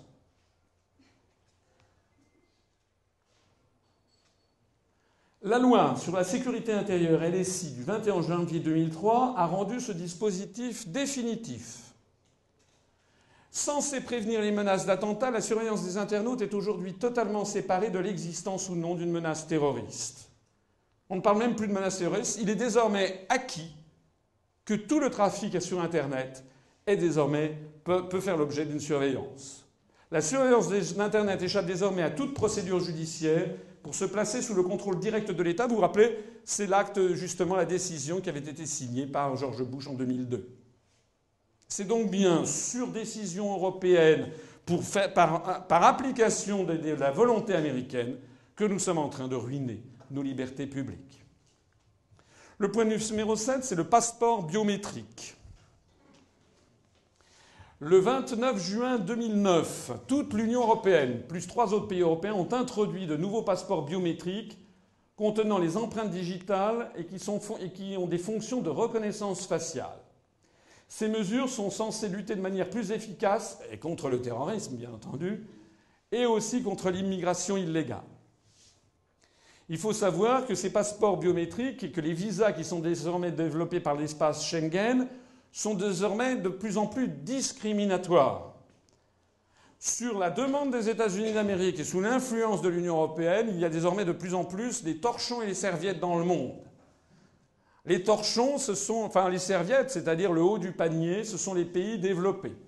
C'est-à-dire le Japon, la Corée du Sud, l'Australie, la Nouvelle-Zélande et puis l'Amérique du Nord, plus une partie du cône sud-américain. Et puis les serviettes, alors ça ce sont dans ces pays qui sont en vert sur la carte, plus l'espace Schengen. Les citoyens de ces pays sont exemptés de visa, peuvent librement se rendre dans l'espace Schengen en présentant simplement une pièce d'identité. Et puis en revanche, il y a les torchons, c'est-à-dire les pays rouges. Dans ces pays-là, les citoyens de ces pays doivent obligatoirement demander un visa, qui est d'ailleurs de plus en plus cher. Pour rentrer dans l'espace de libre circulation Schengen, non seulement le visa est de plus en plus cher, mais il est de plus en plus difficile à obtenir. Vous avez dans ces torchons, vous avez tout le continent africain, ce qui veut dire en particulier qu'il y a beaucoup la France a des liens très étroits avec beaucoup de pays d'Afrique du Nord ou d'Afrique francophone. Eh bien désormais, d'ailleurs il suffit de connaître des Français qui ont de la famille dans ces pays, ils vous diront tous que c'est extraordinairement difficile pour faire venir des personnes de ces pays en France. Mais ça nous concerne également d'autres pays. Il y a ceux qui pensent mal. La Bolivie, le Pérou, l'Équateur, Cuba, eux, ils pensent mal, donc c'est pas bien de les faire venir. Si vous êtes paraguayen, vous n'avez pas besoin de visa. Si vous êtes bolivien, vous avez besoin d'un visa. Et vous me relâchez, ce n'est pas gentil. C'est pareil pour la Russie, c'est pareil pour à peu près tout le Moyen-Orient, et c'est pareil pour un certain nombre de pays, comme l'Indonésie. On voit donc bien apparaître, par cette politique d'unification, c'est une nouvelle preuve de ce que je dénonce par ailleurs, c'est que la construction européenne est une construction de plus en plus racialiste. Un apartheid planétaire qui se met en place par la volonté anglo-saxonne. C'est totalement contraire aux intérêts géostratégiques de la France que d'agir de cette façon. Le passeport biométrique voit sa nouvelle allure. Il a été uniformisé au sein de l'Union européenne. Il ressemble au passeport antérieur, mais il y a quand même ici une petite nouveauté. C'est cet œil. C'est cet œil symbolique qui représente, eh bien justement, désormais les documents qui vont permettre de surveiller mieux les personnes. Avec reconnaissance faciale, reconnaissance de l'iris, et puis également les empreintes digitales. Le point numéro 8, ce sont les transferts transatlantiques de données personnelles. On est vraiment dans la plus grande actualité, puisque ça remonte au 19 avril 2012, donc il y a quelques semaines. Les États-Unis ont applaudi au feu vert européen donné au transfert systématique des données des compagnies aériennes, bien entendu dans le cadre de la lutte antiterroriste. C'est fou, ce qu'il y a comme acte terroriste en Europe. Il n'y a que ça. Puisque toutes nos lois, toutes nos libertés publiques sont remises en cause, jour après jour, mois après mois, dans le cadre de la lutte contre le terrorisme, que des partis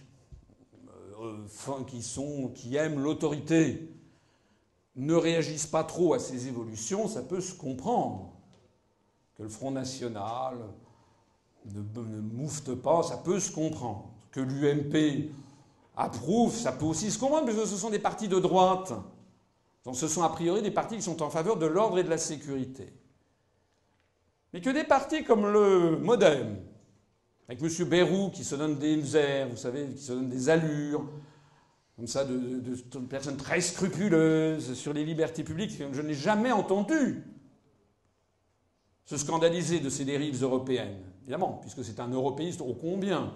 Que le Parti socialiste n'ait jamais protesté, alors que c'est quand même normalement la gauche, traditionnellement, se voulait la gardienne des libertés publiques, que je n'ai jamais beaucoup entendu parler non plus de l'extrême gauche, de gens qui protestent. Alors si, on va critiquer M. Sarkozy, de la même façon qu'on critiquait le gouvernement Fillon sur la réforme des retraites, mais aucun de ces mouvements politiques ne va dire qui a décidé.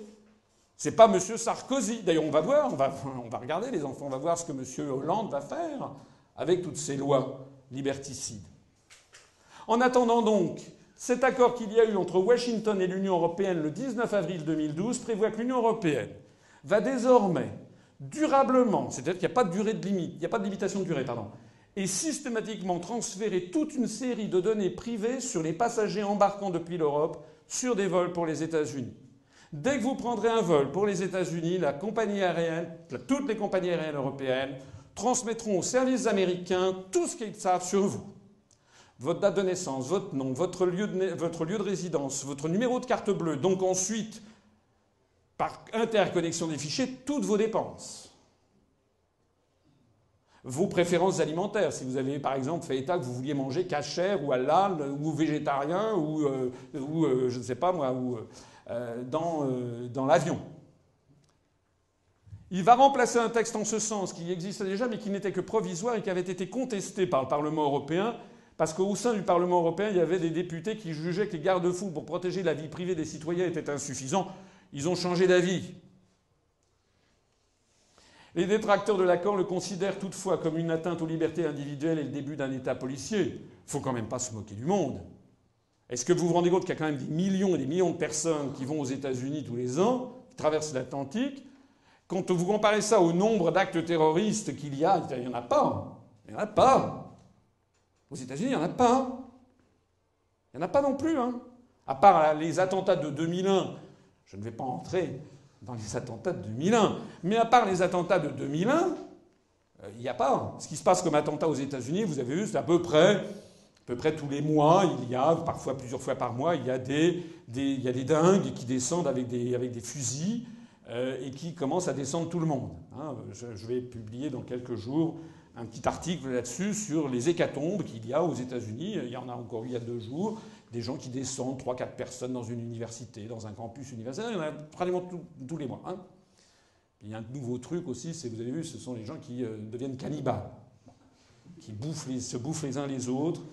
Voilà, c'est le dernier truc, c'est le summum de la civilisation.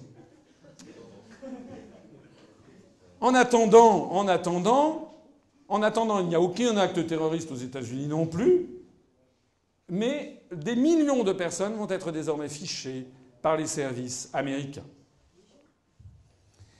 Et puis j'en arrive au 10e point, qui est le projet INDECT, dont je ne suis pas mécontent d'avoir été, je crois, le premier responsable politique à parler lors de la présentation de mon programme présidentiel le 3 décembre dernier. D'ailleurs, personne d'autre n'en parle. Ce projet INDECT, c'est quoi? Intelligent Information System Supporting Observation, Searching and Detection for Security of Citizens in Urban Environment. Mais c'est du français, c'est de l'européen.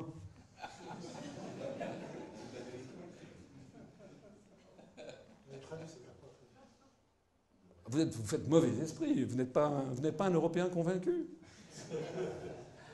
Le projet européen INDECT a été lancé confidentiellement le 1er janvier 2009, c'est un projet européen. A été lancé confidentiellement le 1er janvier 2009 grâce au soutien financier de la Commission européenne qui a déjà investi plus de 15 millions d'euros dans l'affaire qui est prévue pour s'étaler jusqu'en 2014. Ce projet européen, INDECT, vise à réaliser une détection automatique des menaces avérées et des comportements anormaux. Une détection automatique des comportements anormaux ou potentiellement dangereux se manifestant au sein des sites web, des forums de discussion, des serveurs de données, des échanges peer-to-peer ou même des PC individuels. Là, c'est un copier-coller de la présentation officielle qui en est faite. C'est-à-dire que, par exemple, si un jour vous voulez vous documenter sur Al-Qaïda, vous tapez Al-Qaïda et tac, vous êtes fiché, vous serez fiché comme étant un terroriste potentiel. Même si Al-Qaïda, peut-être, je ne sais pas, il y aura un branchement sur la CIA, j'en sais rien. Mais enfin, en attendant, vous serez potentiellement fiché. Des agents informatiques ou des programmes spécialisés seront par ailleurs chargés d'explorer les échanges et de signaler les risques à travers des plateformes d'échange et de mise en mémoire des données personnelles ou non, avec des moteurs de recherche adéquats. Ça veut dire en particulier que avec ce système, on ira regarder dans vos boîtes aux lettres, dans tous vos échanges de courriel, et une sélection sur un certain nombre de mots-clés. Tout ceci étant mis dans des fichiers qui seront, ultérieurement d'ailleurs, connectés avec tout ce que l'on sait de vous.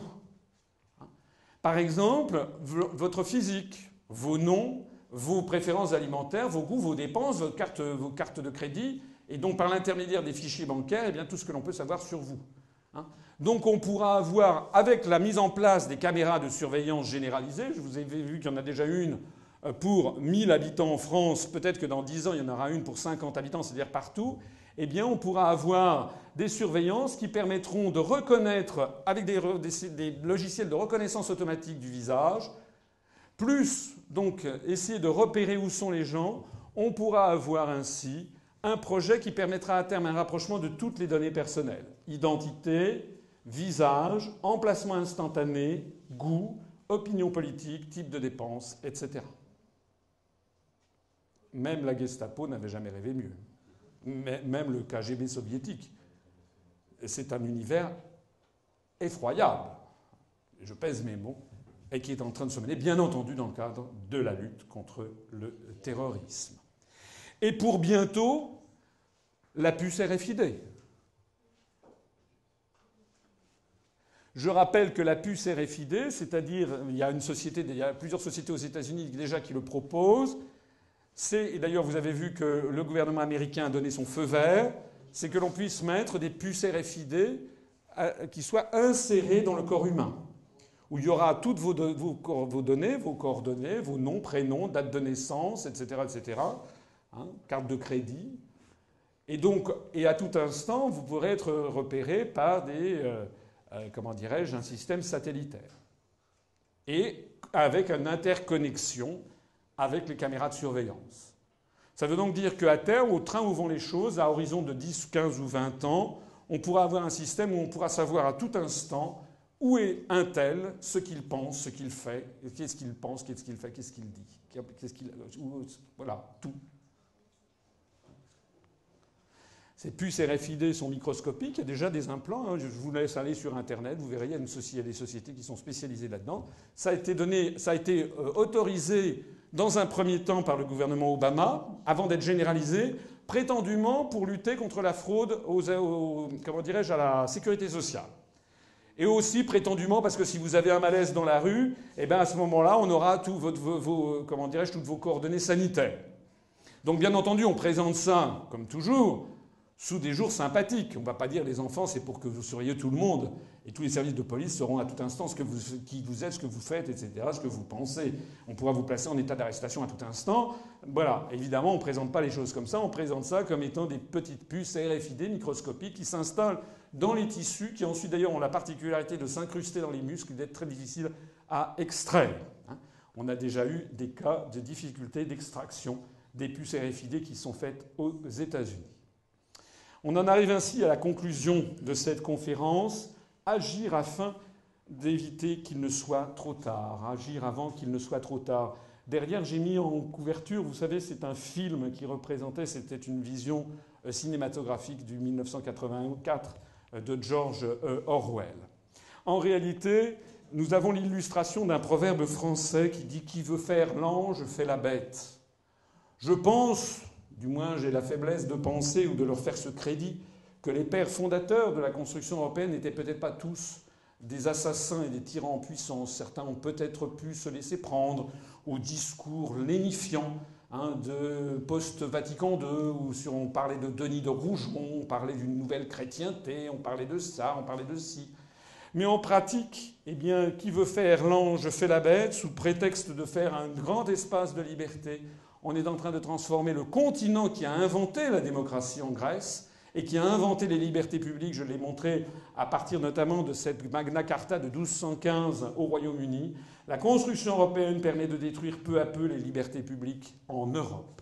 Le stratagème des chaînes que je vous ai montré place tous les États européens à la merci des lobbies euro-atlantistes et des dirigeants américains par mimétisme et parce que vous ne pouvez pas vous opposer à une tour de Babel où tout le monde tire à U et à Dia et le seul qui décide, c'est le syndic extérieur. C'est pour ça que je vous ai rappelé le raisonnement qui est le mien. Seuls ces derniers ont l'influence et la puissance de fédérer les intérêts divergents des États européens dans cette affaire, comme pour tous les sujets. Pas seulement en matière de liberté publique, demain je le montrerai ô combien en matière monétaire, mais vous le savez en matière fiscale, en matière diplomatique, en matière militaire, en matière de maintien de la paix, en matière industrielle, en matière de négociations commerciales, en matière culturelle, etc. Comme pour tous les sujets, l'Union européenne ne sert qu'à une seule chose, faire adopter sur le continent les décisions prises aux États-Unis d'Amérique. Alors, que faire? Que faire? Eh bien, vous connaissez notre mouvement politique. Nous sommes le seul mouvement politique qui appelle les Français à sortir de l'Union européenne et d'abord le seul à leur expliquer que c'est possible. C'est possible en vertu de l'article 50 du traité de l'Union européenne qui fait suite à la ratification du traité de Lisbonne. Selon cet article 50, il est prévu que tout État membre peut décider, conformément à ses règles constitutionnelles, de se retirer de l'Union.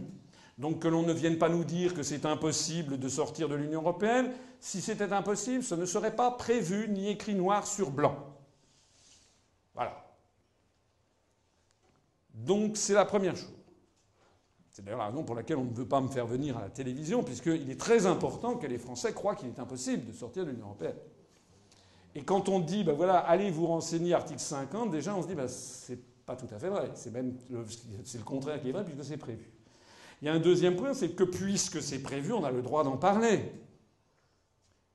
Il y a un troisième point, c'est puisque c'est prévu et que ça a été ratifié par des députés et des parlementaires français comme les parlementaires de tous les autres États de l'Union, eh bien ça veut dire que ça n'est pas quelque chose d'extrémiste. Qu'on ne vienne pas dire que c'est extrémiste puisque ça a été ratifié. Si c'était un dispositif extrémiste, l'UMP, le MoDem, le PS, etc., les Verts, tous ces gens qui ont fait leur petit frichti pour faire adopter le traité de Lisbonne, auraient refusé d'adopter cet article 50. Puisque, paraît-il, ils ne sont pas extrémistes. Donc, nous voici face à un dispositif qui permet de sortir de l'Union européenne, qui n'est pas extrémiste, qui existe, donc on a le droit d'en parler. Le point numéro 2 de cet article 50 prévoit que un État membre qui décide de se retirer doit notifier son intention au Conseil européen, c'est-à-dire au Conseil des ministres, des chefs d'État et de gouvernement. Et qu'après avoir regardé la question, l'Union européenne négocie et conclut avec cet État un accord fixant les modalités de son retrait. Donc, cet article 50 prévoit une nécessité de négociation pour le retrait.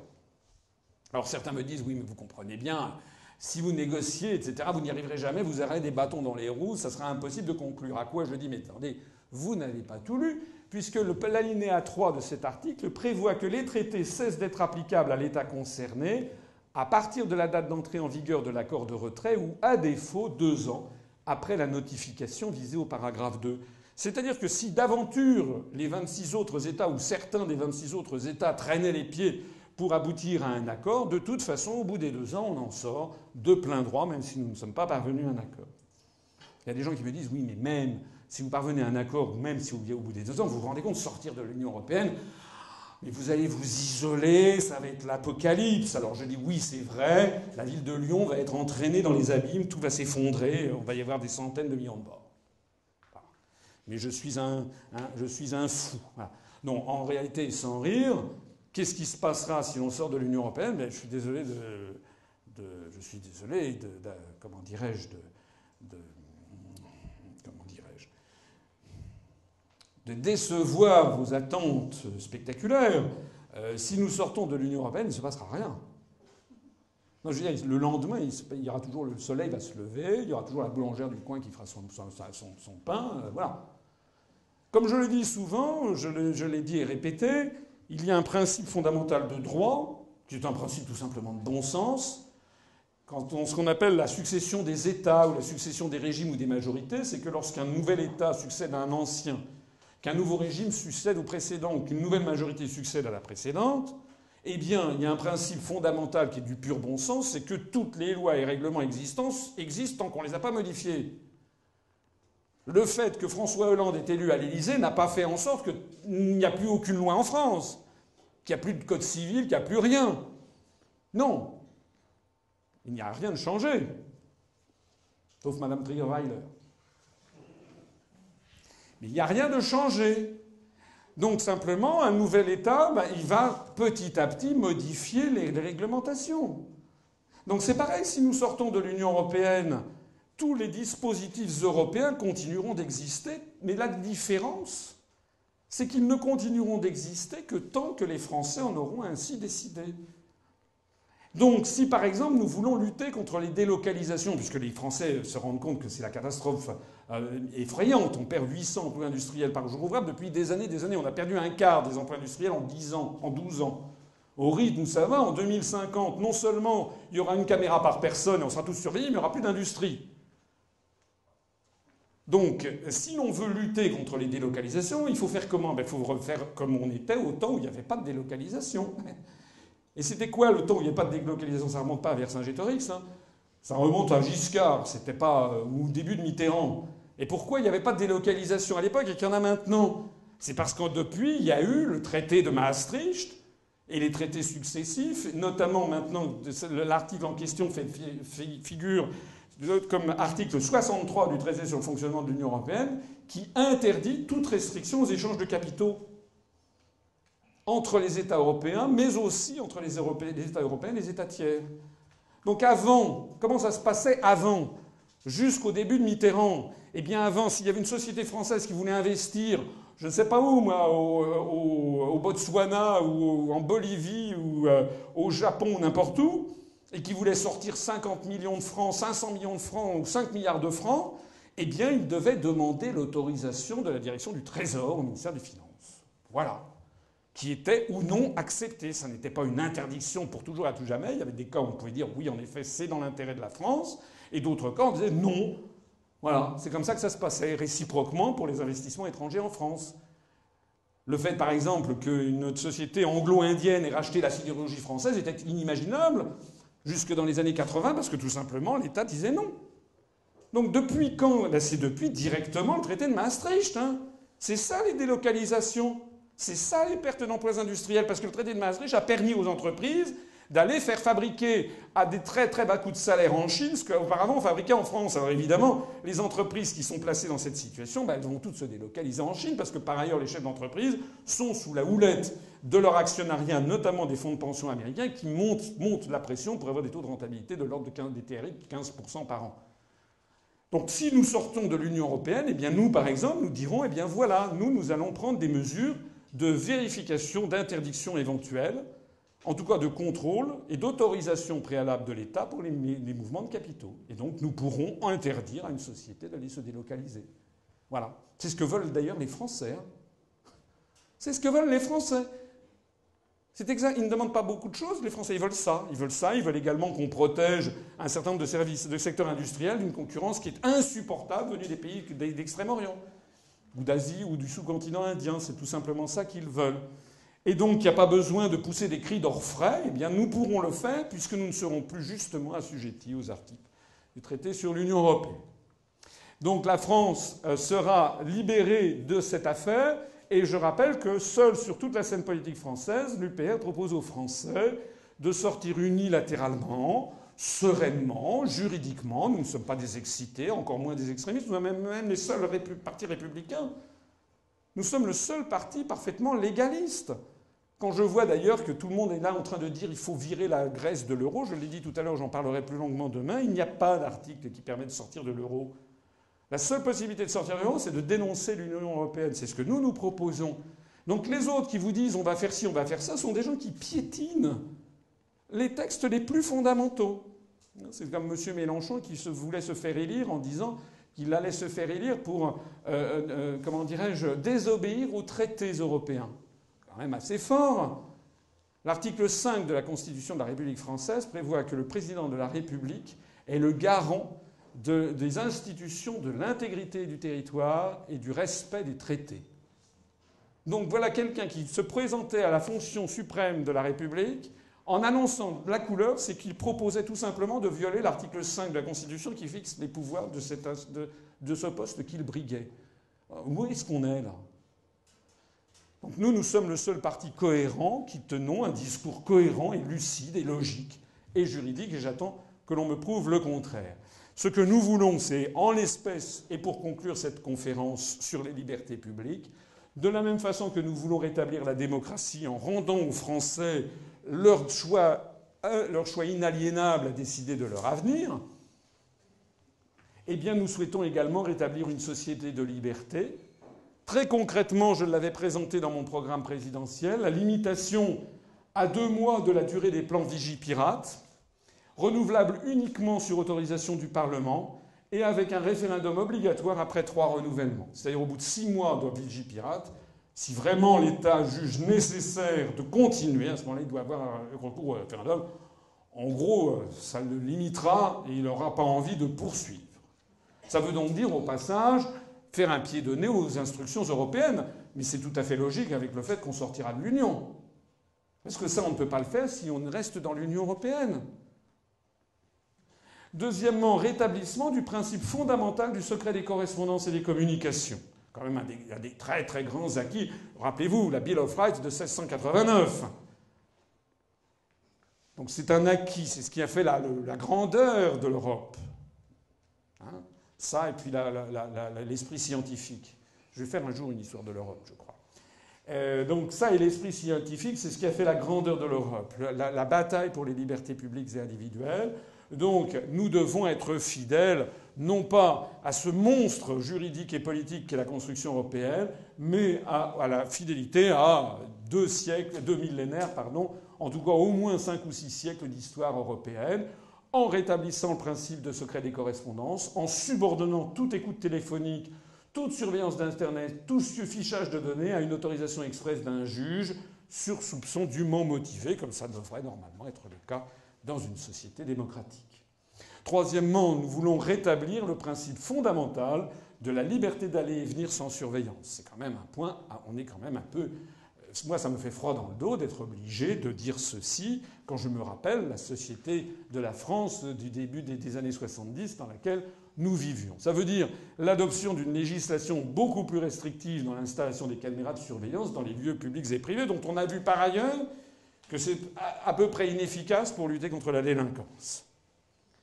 Et puis, le réexamen de l'utilité et de l'efficacité de tout le dispositif existant.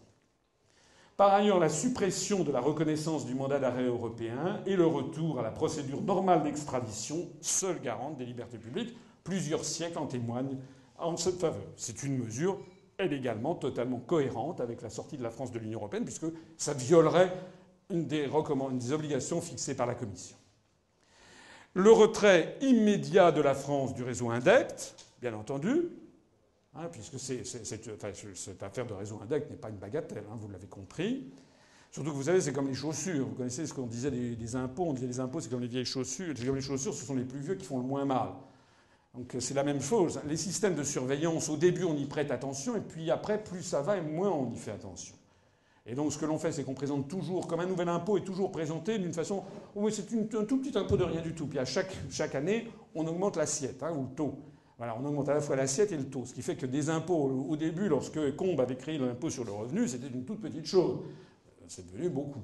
Bon, c'était pareil pour la TVA, etc. Maintenant, de la même façon, donc si vous avez des réseaux de surveillance, au début, on vous présente ça de façon évidemment tout à fait bénigne.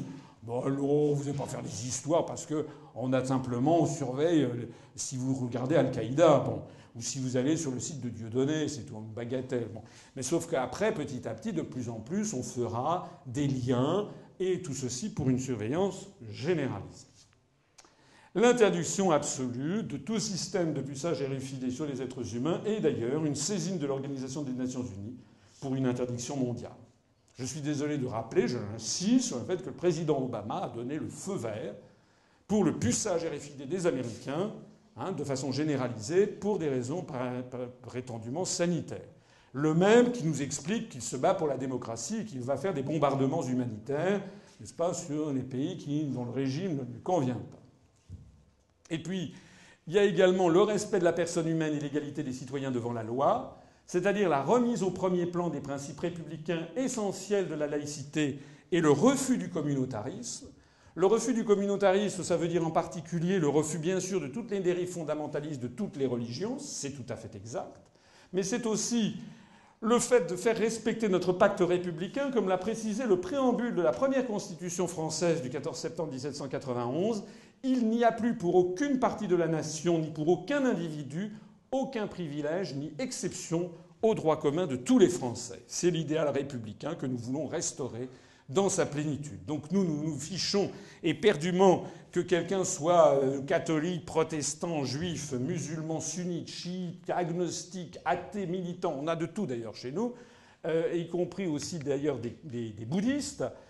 Donc on s'en fiche éperdument, tout le monde est citoyen français. Ça veut dire au passage le refus de la stigmatisation insidieuse des Français d'origine arabe ou de confession musulmane, la refonte du livre blanc qui doit redevenir un livre blanc de la défense nationale, ne pas mélanger les genres avec les questions de politique intérieure, ni insinuer l'existence d'un ennemi intérieur, un coup d'arrêt à la rhétorique du terrorisme djihadiste qui constitue le fondement de la perte des libertés publiques examinée précédemment, une lutte effective contre toutes les formes de terrorisme. Alors si terrorisme djihadiste il y a, bien entendu. Mais il se trouve que pour l'instant, ce n'est pas le cas. Et moi, je voudrais surtout qu'on insiste aussi sur la lutte contre les mouvements terroristes régionaux, avec une information des citoyens sur leur financement et leur soutien. Voilà, je termine ainsi cette conférence dont vous avez pu noter qu'elle est plus courte que d'habitude, ce qui va nous permettre peut-être d'avoir un débat. En vous rappelant, je le fais à chaque fois, donc je ne vais pas faillir à ma petite tradition, c'est de vous montrer un échantillon de ma collection personnelle de monnaies. Ça, c'est une monnaie qui avait été frappée en 1848, encore une. Enfin, c'est pas une monnaie, c'est une médaille. Vous voyez ici une espèce d'allégorie sous forme de Cérès, une espèce d'allégorie de la République. Il y a derrière marqué République française. Ça a été gravée par Montagny en 1848. Et puis au revers, on ne le voit pas très très bien, il faudrait que j'améliore le contraste. Mais je vous l'ai agrandi. Il y a marqué 1848 sur le plat. 1848, 4 mai, Assemblée nationale. C'est la première Assemblée nationale après que Louis-Philippe a été chassé par les Français. Et en dessous, il y a marqué la puissance législative appartient au peuple et ne peut appartenir qu'à lui. La puissance législative appartient au peuple et ne peut appartenir qu'à lui. Elle ne peut pas appartenir à la Commission européenne qui n'est pas le peuple français. Voilà. C'est la raison fondamentale pour laquelle nous sortirons de l'Union européenne et pour laquelle nous rétablirons la République. Je vous remercie de votre attention.